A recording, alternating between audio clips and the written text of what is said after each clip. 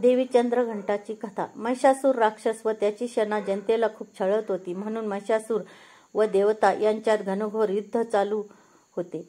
महिषासुराला इंद्राचे सिंहासन प्राप्त करून स्वर्ग लोकांवर राज्य करण्याची इच्छा आहे हे देवतांना जेव्हा समजले, तेव्हा देवता खूप भयभीत झाल्या व ब्रह्म विष्णू महेश यांच्याकडे गेल्या.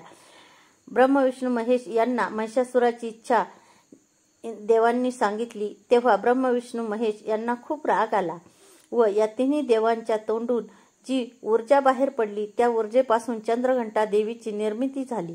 चंद्रघंटा देवीस शंकरांनी आपले त्रिशूळ, विष्णूंनी आपले चक्र, इंद्रदेवांनी आपली घंटा, सूर्यदेवांनी तेज, तलवार व सिंह हे दिले.